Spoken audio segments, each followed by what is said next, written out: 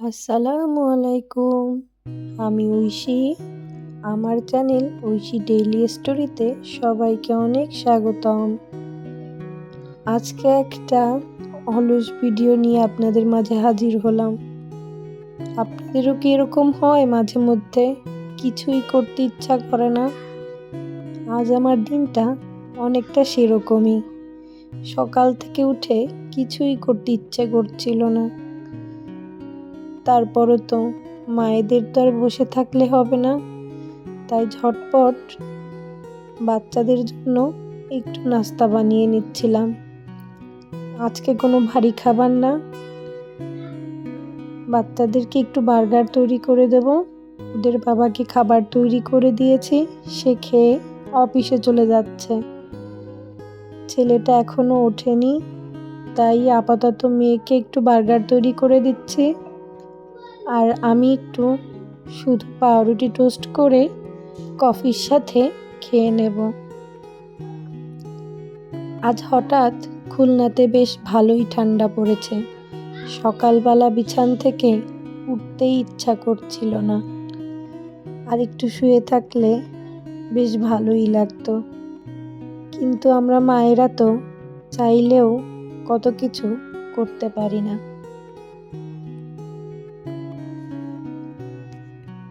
তারপরও কিছুদিন রিল্যাক্সেই কাটবে।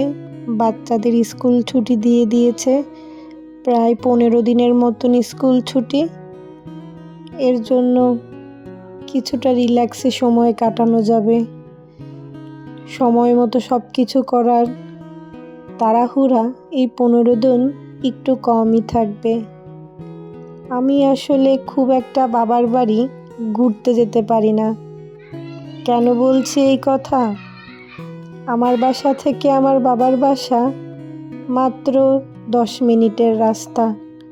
আমার বাবা মা কি চিন্তা করে তাদের বাসার পাশেই, বলতে পারেন খুলনার ভিতরেই আমাকে বিয়ে দিয়েছে। বলেছে তাদের 2 ছেলে মেয়ে দূরে থাকে, আমি যাতে তাদের কাছে কাছেই থাকতে পারি। এর জন্য আমার ছেলে মেয়েরা সকাল দুপুর নানার বাড়ি বেড়াতে যায়। এর জন্য স্কুল ছুটি হলে আলাদা করে আর নানার বাড়ি যে থাকা, সেটা আর তাদের জন্য হয়ে ওঠে না। আমিও সেরকম সকালে যাই, সারাদিন থাকি, আবার চলে আসি রাত্র হলেই। যেহেতু কাছেই বাসা, সেহেতু যে 2-3 দিন বা 4-5 দিন ওভাবে আর থাকা হয়ে ওঠে না।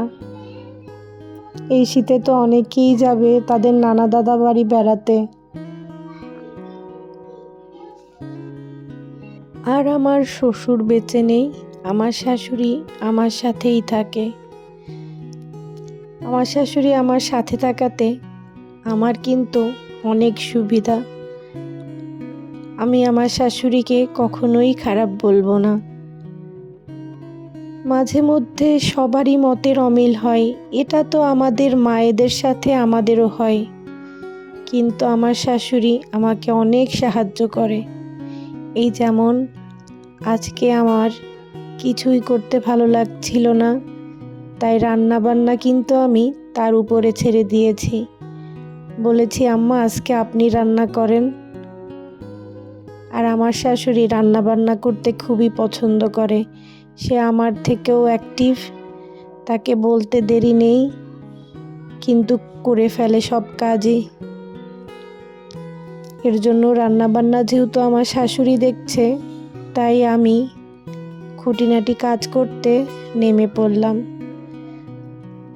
তারপরও আমার বাচ্চাদের জন্য আলাদা করে একটু কিছু রান্না করতেই হবে, যেহেতু তাদের স্কুল ছুটি।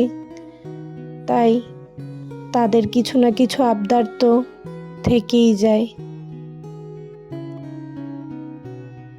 আপনাদের এই বাচ্চাদের ছুটির দিনগুলো কেমন কাটছে অবশ্যই কিন্তু আমাকে কমেন্টে জানাবেন। কারণ অনেক আপুরা দেখলাম তাদের বাবার বাড়ি বেড়াতে গেছে, বিয়ে খাচ্ছে আত্মীয় স্বজনের। আমিও যেতে চেয়েছিলাম একটু ঢাকাতে, কিন্তু আসলে এখন আমাদের বাংলাদেশের যে পরিস্থিতি, তাতে করে হুট করে কোথাও যাওয়ার কথা চিন্তা করতে হচ্ছে। ভেবেছি কয়েকদিন একটু আশেপাশের কোথাও থেকে ঘুরে আসব।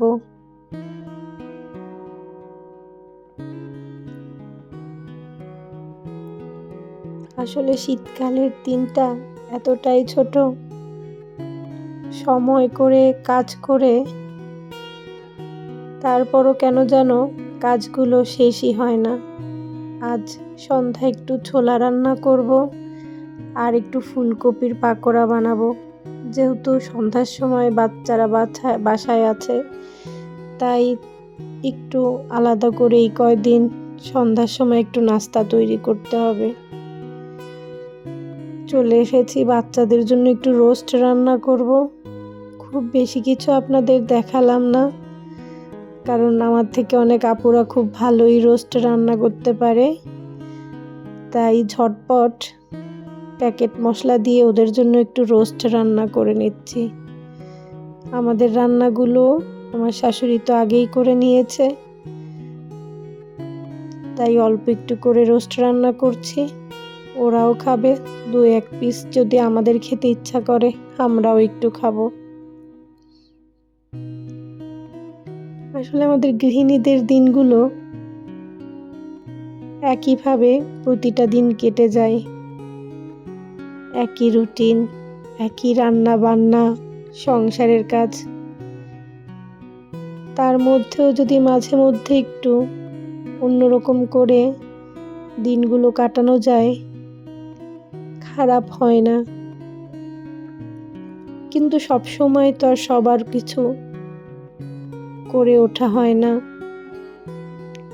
যেহেতু ফুলকপির পাকোড়া বানাবো, তাই ফুলকপিগুলোকে কেটে এখনই একটু মেখে রাখবো। তাহলে সন্ধ্যার সময় ভাজলে জিনিসটা খেতে খুবই ভালো লাগে। আমি এরকমই করি, কোনো কিছুর পাকোড়া বানাতে গেলে আমি সেগুলোকে একটু আগেই মেখে রাখি। আমি কিন্তু এখানে ফুলকপিগুলো সেদ্ধ করব না। অনেকে সেদ্ধ করে, কিন্তু আমার কাছে সেদ্ধ করার থেকে এরকমই ভালো লাগে। রান্নাঘরের কাজ সেরে চলে এসেছি ছাদে। বাচ্চারা ছাদে খেলছিল, ওদেরকে নিয়ে বাসায় যাব, গোসল করাবো। আজ তাহলে এ পর্যন্তই। সবাই খুব ভালো থাকবেন, আমার চ্যানেলের পাশে থাকবেন, সুস্থ থাকবেন। আল্লাহ হাফেজ।